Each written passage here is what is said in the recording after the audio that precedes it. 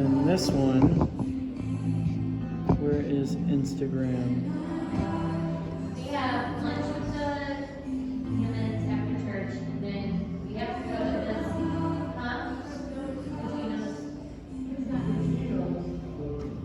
You want to go church now? Are we still doing it up there? She said what it is. Oh, you're not? Why not? Because of the benefit thing. Okay. And that's what. How do I do story? Okay. I don't want to start it yet. It's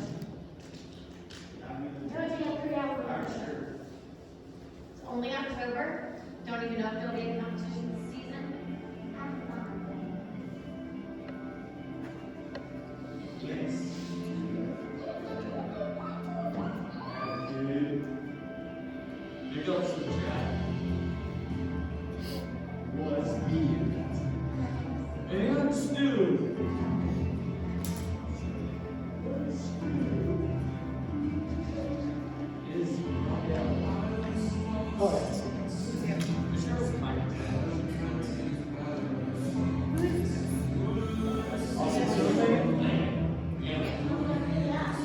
I'm a soccer player, so.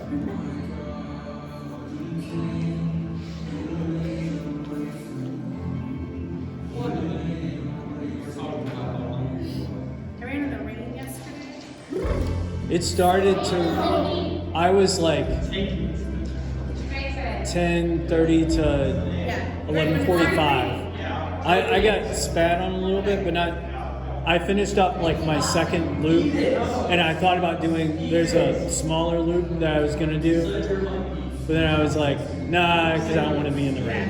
I just bailed. So, I basically, started. I made this meeting, I ran for 2 hours. I started at 9. I was like, if I was sitting there, we'll be fine. It's different around 10 minutes. I really did. So, okay, I'm gonna finish. you guys will walk next to each other. She had a Brooklyn.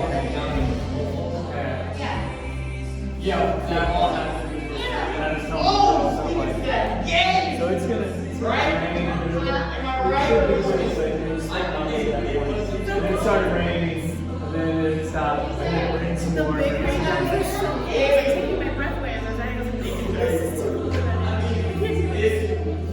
cold. Plus, I was like, I'll get pneumonia. Yeah. COVID, and then I Big like flat? who wants to do that? It's not with him. Who? You know Kate Walden? She went to school? I know that name. Does she hang out with Are you gonna do this? Sissy's gonna do slides? Sissy, you're doing slides? you? Are they together? Oh yeah, there's a video that it was just the, I think it was just the, hey, you know how to do everything in that place? No, it's just you need to make sure that that's after the video song. Yeah. Alright, I'm gonna start this. I cannot imagine me ever having a girlfriend that is like, will ever Oh, that's fine.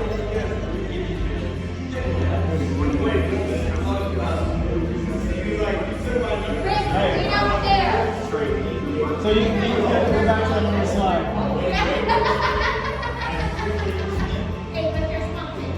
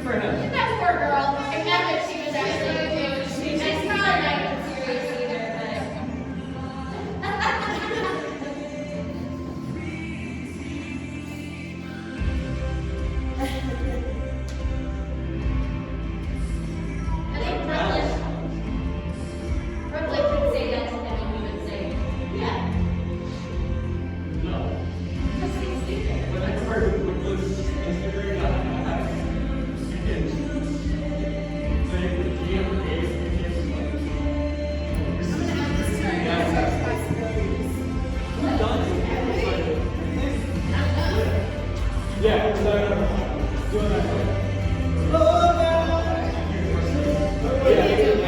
Yeah, we probably done that twice. Okay. I mean, obviously you have to Well, that's why I like, when you also do that chapel album, like, you're like, oh, that's great, it's the door. More people can do this.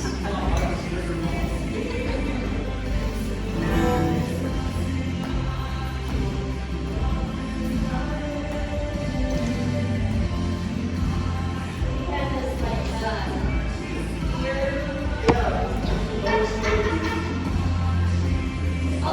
All right, good morning, Instagram, good morning to those of you here. Little trick, so if you grew up in church, like I did, back in the day, at the end of every service, you had to close your eyes and bow your head.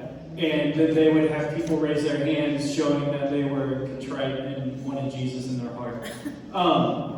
But because I was a naughty little kid, I would open my eyes, which I think broke the spell, I don't know. But as I would do that, you would see, because the pastor who would be speaking would be like, oh yes, I see that hand, I see that hand, I see that hand. And I would open my eyes and look around, and guess what? There were no hands on. They were doing that to bait other people into it, because if somebody else is doing it, then you might be willing to raise your hand too. It's a little lie for the glory of God. Yeah. Speaking of little lies for the glory of God, if you're joining us on Instagram, the room is packed. It's so good to see all of you here.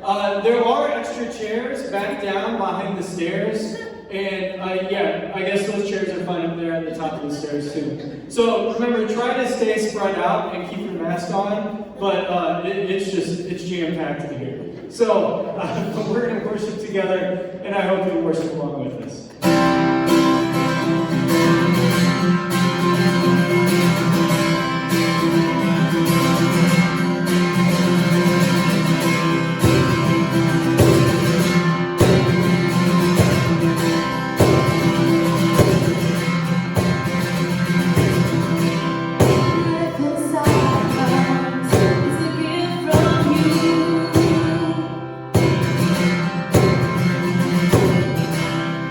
I can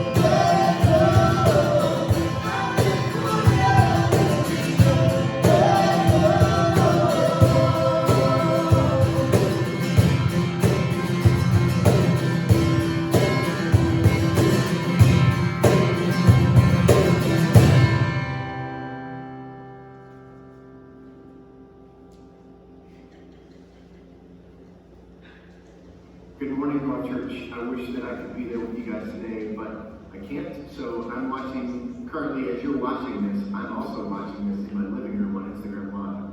So know that I'm with you, know that I'm worshiping with you guys this morning. As we begin our worship this morning, I want to read Psalm 103 over us.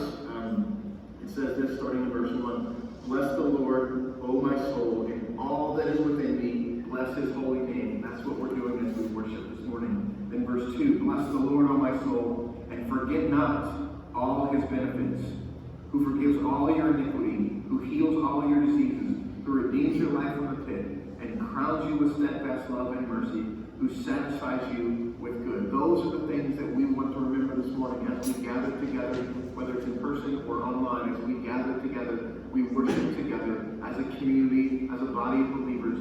This about who God is and what he's done. We bless the Lord, and we forget not that he forgives. We forget not that he heals. We forget not that he redeems. We forget not that he crowns us with steadfast love and mercy. We forget not that he satisfies us with good. So this morning, let's engage with that song. Let's engage together, whether we're together or separate, or whether we're on the internet or live in person. We are together worshiping as a community, as a body of believers. Let's do that together. Let me pray for us, and then Josh and Kelly will lead us. Father, thank you so much that you are so good to us. Thank you that you satisfy us. Thank you that you redeem us. Thank you that you forgive us. Thank you that you crown us with steadfast love. Thank you that you heal us of all our diseases, Father. Thank you for all of the benefits that you give to us, Father. And now, this morning, in response to all of those things that we've seen, we seek to worship you, Father. We seek to worship you in spirit and in truth. Thank you so much for Jesus. In his name I pray. Amen. Have a great morning. Good morning, North Church. I wish that I could be there with you guys today, but I can't. So I'm watching currently as you're watching this. There you go.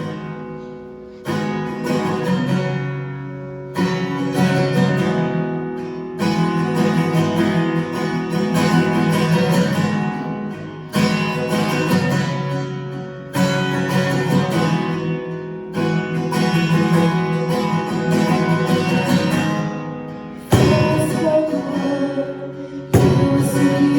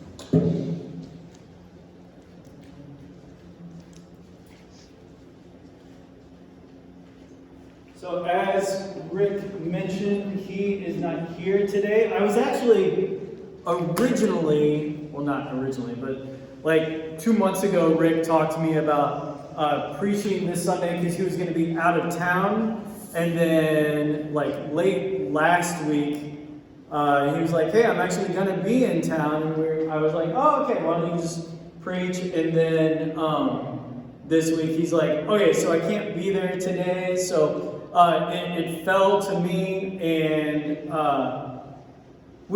he was like, we're on Ecclesiastes 7, but feel free if you want to skip this part. And I was like, yeah, it probably would be easier. Because Ecclesiastes 7 is, it starts off with these weird little like pithy sayings. And to me, it seemed easier to skip, but I have a principle. I'm a principled person. And I was like, no, God did not preserve these verses for us to just skip by them. If we're going to preach through a book, we're going to preach through it. So we're going to look at Ecclesiastes 7, verses 1 through 6 today. If you're having a good day, this is the kind of passage that will give you perspective and help you have a bad day. If you're having a bad day, you probably want to read something else. This is Ecclesiastes 7, verses 1 through 6.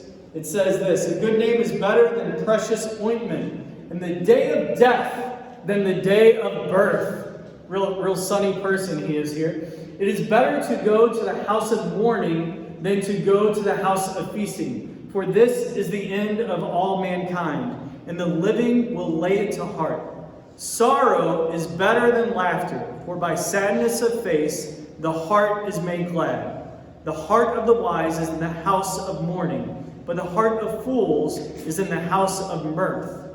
It is better for a man to hear the rebuke of the wise than to hear the song of fools. For as the crackling of thorns under a pot, so is the laughter of the fools. This also is vanity. Now, Ecclesiastes is this book of wisdom. The whole point of it was written so that we could live wisely. Solomon lived this life and was able to try all these things to a greater extent than we could ever try. And then he says, hey, here's what I've learned. I want to help you in your life so you can figure out, you can learn from my mistakes. You can learn from all the wrong that I've done. And this passage especially uses hyperbole to try to get your attention. And the Bible often does this. Kids are great at this. If you like talk to them about their shoes, you know, they're the fastest shoes, not like my kids, but like little kids. They're the fastest shoes ever. They can jump higher than anybody else. So it's like kids love speaking of hyperbole. They'll run in and be like, oh, you have to watch me. Isn't this amazing? And then they'll stand on one leg, and you're like, that's incredible. And this is the kind of thing. So it's hyperbole. It's gross overstatement. It's just trying to get our attention. Jesus did this himself. It's a great literary tool. This happens in Luke chapter 14, verses 25 through 27, which will not be on the screens. But it says this. I'll read it to you, and you'll go, wow, that's some hyperbole. That's the whole point of this. So it says, now great crowds accompanied him being Jesus. And he, Jesus, turned and said to them, if anyone comes to me and does not hate his own father and mother and wife and children and brothers and sisters, yes, and even his own life, he cannot be my disciple. Whoever does not bear his own cross and come after me cannot be my disciple. So, if we take this literally, Jesus is saying, if you want to be a disciple of his, you have to hate your wife, your brother, your sisters, your kids, everybody. You got to hate them all. Now, some of you are like, okay, I'm in. But others are like, you know what? That seems a little strong. Maybe we can tone. And Jesus using hyperbole here. He's saying it should look, your love for me should seem so strong that your love for anyone else and your devotion to me should be so much stronger than anyone else. So, knowing that this is using hyperbole, let's go back and let's read Ecclesiastes 7, 1 through 6 again, and then we'll break it apart verse by verse. So, he says, a good name is better than precious ointment, and the day of death than the day of birth. It is better to go to the house of mourning than to go to the house of feasting. For this is the end of all mankind, and the living will lay it to heart. Sorrow is better than laughter, for by sadness of face the heart is made glad. The heart of the wise is in the house of mourning, but the heart of fools is in the house of mirth. It is better for a man to hear the rebuke of the wise than to hear the song of fools. For as the crackling of thorns under a pot, so is the laughter of the fools. This also is vanity. Now, this passage is set up with a question that ends verse 6, or chapter 6. And keep in mind, the chapters and verses were added much later, so Solomon wasn't like, oh, and that ends that thought. We broke those in to help us, study them together. And the question leading into this is, for who can tell man what will be after him under the sun? What he's saying is, if you're building up all this stuff, you're trying to be successful and get all of these things, who knows what's going to... You have no control what happens to it after you're dead. So, knowing that, let me continue on in this thought. And then he goes, therefore, a good name is better than precious ointment, because your name is going to live on. He's continuing this thought. Precious ointment, something that would be really, really expensive. It's better to have a good name than this really, really expensive thing. And then he begins to change the subject and says, oh, and by the way, the day of death is better than the day of birth. Yes, this is when it gets into the hyperbole. He is trying to get your attention and say, the day of death is better. Why is he saying this? Well, we're all going to die. We're all going to end up there, and that's really the goal, is to die having lived a life that was well lived. And he knows, okay, so it is better to embrace the day of death, because if you live a gospel mindset, if you really believe the Bible, then that statement is true. The day of death is better than the day of birth, because the day of death is actually the day of birth. It is the start of life. It is the start of eternity lived fully in the presence of God. Here and now, we get hints and glimpses of it, but we are still separated from where we are meant to be. And so he's using this hyperbole to try to get our attention. Then in verse 2, it is better to go to the house of mourning than to go to the house of feasting. For this is the end of all mankind, and the living will lay it to heart. We're all going to die, and it benefits us to live with this reality in mind, to live with this reality that I'm going to die, and there's nothing I can do that will change that. So how can I live my life with meaning? This idea of mourning versus feasting. He's not saying, you can't go to a feast. You can't go laugh. You're not always going to know somebody that died. You can't, he's not encouraging you to open up the newspaper or go online. This might be online now. But open up the newspaper and go do obituaries and figure out who died, and then go to their house and be like, hey, I'm here with you. I know you don't know me, but let's have a meal together. He's not saying that. What he's saying is, hey, if someone is mourning, it's a good thing. Go and mourn with them. Go be part of that celebration of the life that they've lived, and embrace that. And we don't need to fear death, because it is where we're all headed. Then in verse 3, sorrow is better than laughter, for by sadness of face the heart is made glad. So when I went to college, I was a really cool kid, and I got you have to take sheets to college, not like sheets of paper, but like sheets to sleep on. And I chose Winnie the Pooh sheets. Again, I was a really cool kid statement. Part of that was just for the irony of it, I'm a grown-up, supposedly, I'm going to revert to childhood. But also part of it was, when I was a kid, I liked Winnie the Pooh, when I was little. And the reason why was because my mom would read us stories, and then as we got older, there's some song called like Christopher Robin. Who sings that?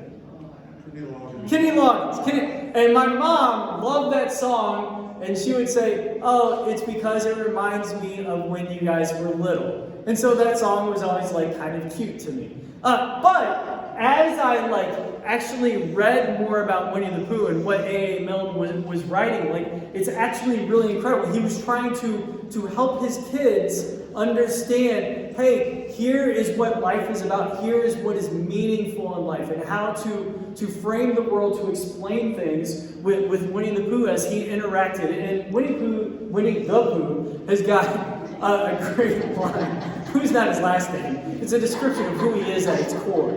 But Winnie the Pooh has a great line, and it's on embroidery and stuff. But he says, "How lucky I am to have something that makes saying goodbye so hard."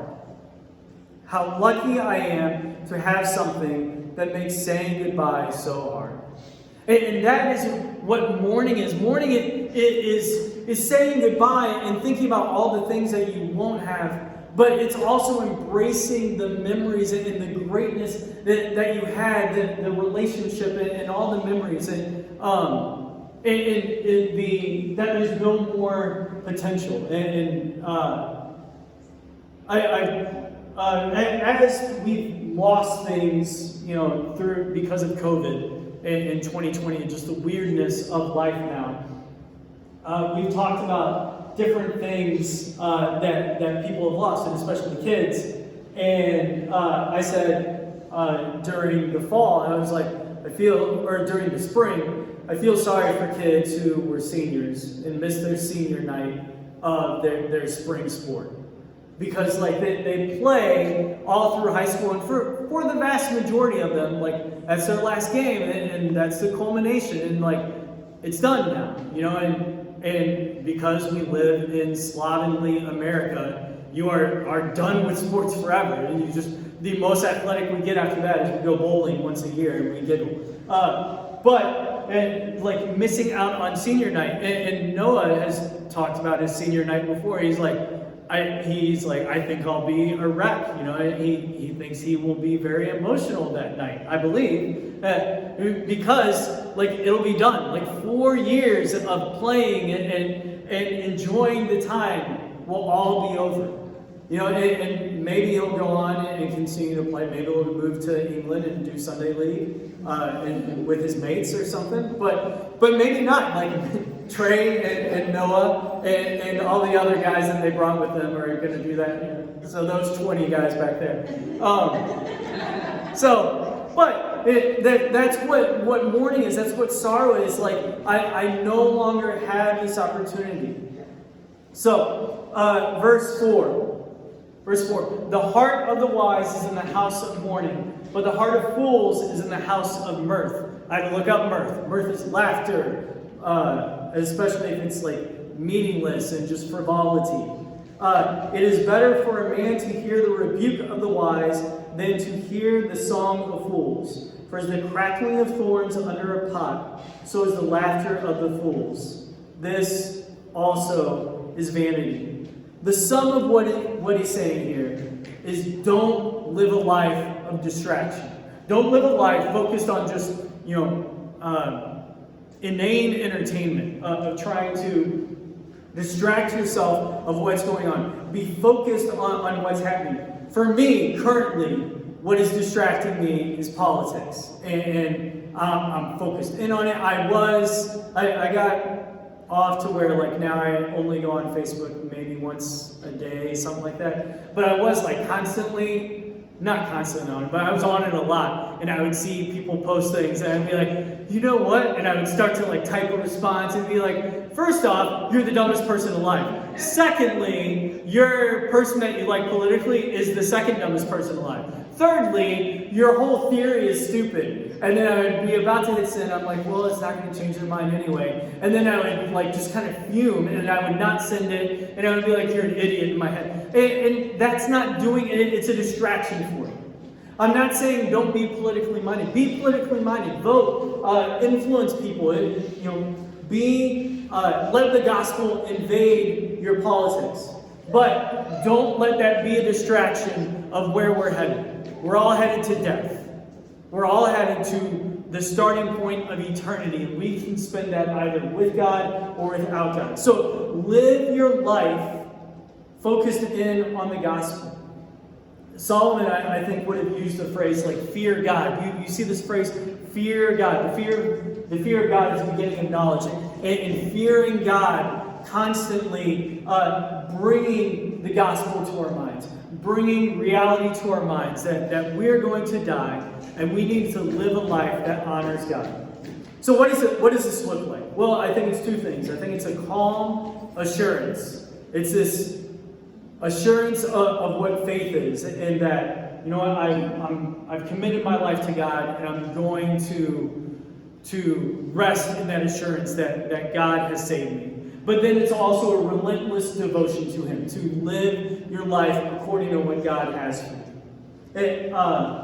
I've heard older people, like older pastors, describe this as like a longing for home, missing home, and referencing heaven. And like, when I was way younger, that didn't make sense to me at all. Did not resonate with me at all. And I'm 43 now, and I'm just beginning to get glimpses of like, okay, that kind of makes sense. Like, that is where I belong. And right now, like, there's happiness, but there's also pain. And I'm going to end up where everything is perfection. Everything is exactly the way that God intends it to be. And so I want to live my life with this calm assurance and a relentless devotion as I long for home, as I long to bring people with me to home. We're gonna close in just a second with one more song that Kelly's going to lead for us. It's called It Is Well. It was written by a guy whose name I looked up this morning, but already forgot. He was a lawyer, lived in Chicago, and he had a 4-year-old son that died.